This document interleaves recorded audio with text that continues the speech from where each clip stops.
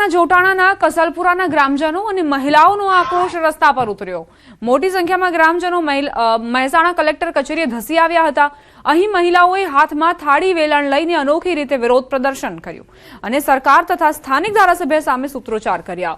Collector કચેરીમાં ભારે હંગામા બાદ મહિલાઓ અને ગ્રામજનોએ મહેસાણા જિલ્લા અધિક કલેક્ટરને આવેદનપત્ર પાઠવ્યું હતું।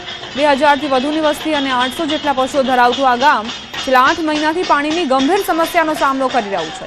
ગ્રામજનોની એક જ માંગ છે કે તાત્કાલિક અસરથી ગામમાં પીવાના પાણીની વ્યવસ્થા કરવામાં આવે, નહીંતર આગામી દિવસોમાં આંદોલન વધુ ઉગ્ર બનશે। અમાર પાણીની સમસ્યા કેટલા સમયથી 8 મહિનાની સમસ્યા પાણીની શું માગણી? અમાર માગણી એ જ કે અમને ગામમાં બોર કરી આપો। પાણીની અત્યારે અમાર બહુ તંગી હક। અમાર 3 દાડે તો નર્મદાનું પાણી એ નહીં, ટેન્કર ભરેલા એ જોય તોથી ધારાસભ્ય તેના સ્થાનિકને રજૂઆત કરવા છતાં આજ દિન સુધી પાણીના પ્રશ્નનું કોઈ સોલ્યુશન આવ્યું નથી। એટલા માટે થઈ અને ગામ લોકોએ આજે નિર્ણય કર્યો કે જિલ્લાના વડા કલેક્ટરશ્રીને આવેદનપત્ર આપી અને આ સમસ્યાનું હલ થાય એના માટે થઈ અમારા બહેનો ખાસ કરીને ભાઈઓ વડીલો મોટી સંખ્યાની અંદર ઉપસ્થિત રહ્યા છે। રાજકોટ શહેરની રૂડા કચેરી ખાતે પરિશ્રમ હાઉસિંગ સોસાયટીના રહીશો મોટી સંખ્યામાં રજૂઆત કરવા માટે પહોંચ્યા હતા। સોસાયટીના ફ્લેટ હોલ્ડરો તેમજ ટાઉનશીપના હોદ્દેદારો દ્વારા રૂડા કચેરીમાં ફરિયાદ નોંધાવવામાં આવી હતી કે ટાઉનશીપમાં જે લોકોને ફ્લેટની જરૂરિયાત નથી એવા લોકોને પણ રૂડા દ્વારા આવાસ ફાળવી દેવામાં આવ્યા છે। ઉપરાંત વિજય ગોંડલિયા નામના વ્યક્તિ દ્વારા ટાઉનશીપમાં હેરાન કરવામાં આવતી હોવાનો પણ આક્ષેપ કરવામાં આવ્યો છે। એસોસિએશનના હોદ્દેદારોએ ભાડે રહેતા લોકોની યાદી પણ રજૂ કરી હતી, તેમ છતાં રૂડા દ્વારા કોઈ પગલાં ન લેવાતા હોવાની ફરિયાદ સ્થાનિકોએ કરી છે। સ્થાનિકોના જણાવ્યા અનુસાર માથાભારે તત્વો દ્વારા ટાઉનશીપનું વાતાવરણ બગાડવાનો પ્રયાસ કરવામાં આવી રહ્યો છે, જેના કારણે રહેવાસીઓમાં ભારે રોષ ફેલાયો। હવે અમારી રજૂઆત એવી છે કે જેમને ઘરની જરૂરિયાત છે એ લોકોને પોતાનું મકાન મળ્યું નથી અને જેમને જરૂરિયાત નથી એવા લોકોને સર્વે કર્યા વગર ફ્લેટ ફાળવી દેવામાં આવ્યા છે। ભાઈનું નામ છે વિજયભાઈ ગોંડલિયા, જેમને અલગ અલગ રાજકોટમાં અલગ અલગ 4-5 આવાસ યોજનામાં અલગ અલગ નામથી ફ્લેટ છે।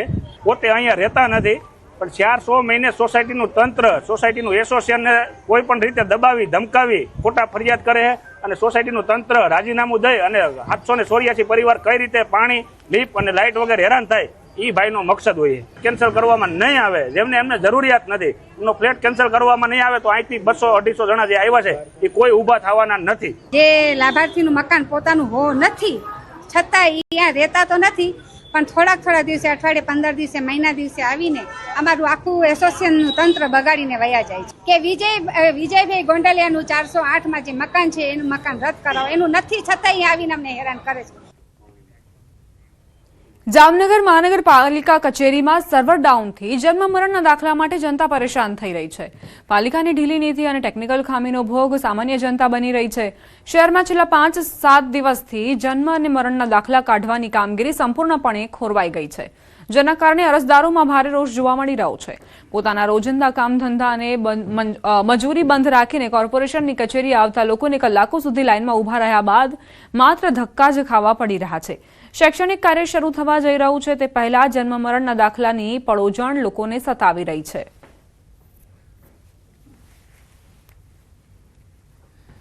ત્રીજોથી ચોથો ધક્કો છે અમારો, અને હજી દાખલો નીકળ્યો નથી। જ્યારે આવી ત્યારે એમ કે આ લાઈનમાં બેસો, આ લાઈનમાં, પછી બારીએ પોગી ત્યારે એમ કે 25ની લાઈન આ છે, 26ની લાઈન આ છે, એવું કહે છે। નોખી લાઈનો છે અને આ લોકોની સાઈડ ચાલુ હોતી નથી, બંધ હોય છે। હા, અહીંયા અમે ત્રીજી ચોથી વખત આવ્યા છીએ, 2 વખત બૈરાઓ આવ્યા, કોઈ જવાબ દેતા નથી। બારીએ વારો આવે કે અહીંયા બેસો, બારીએ જતી કે આ બારીએ નથી, તમારો ઓલી બારીએ વારો આવશે। લાઈનમાં તકલીફ પડે, આખો દી થઈ ગયો, ગાવી ગરમીમાં છોકરા લઈને અમે વાડામાં બેઠા રહીએ। આધાર કાર્ડનો સુધારો ન થાય, જન્મ દાખલાનો સુધારો ન થાય।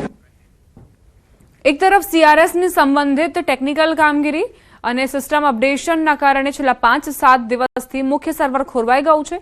આ સર્વર ડાઉન હોવાના લીધે ઓનલાઈન કે ઓફલાઈન કોઈ પણ પ્રકારના પ્રમાણપત્રો ઇસ્યુ થઈ શકતા નથી। વહીવટીતંત્ર દ્વારા હાલ પૂરતો વચગાળાનો રસ્તો કાઢીને લોકોને માત્ર ટોકન આપીને પરત મોકલવામાં આવી રહ્યા છે। સિસ્ટમ અપડેશન અને ટેકનિકલ ખામી સુધારવાની કામગીરી ચાલુ છે, પરંતુ આ પ્રક્રિયા પૂર્ણ થવામાં અને સિસ્ટમ પૂર્વવત થવામાં હજુ વધુ સમય લાગી શકે છે। સીઆરએસની કામગીરી ચાલુ હોય અને સર્વરનો પણ પ્રોબ્લેમ હોય, આઈડી બાબતની પણ ઉપરથી કામગીરી ચાલુ હોવાથી અમે અરજદારોને સર્વર ડાઉનને લીધે અને કામગીરીને અનુસંધાને 15 દિવસની કે 20 દિવસના ટોકન આપીએ છીએ.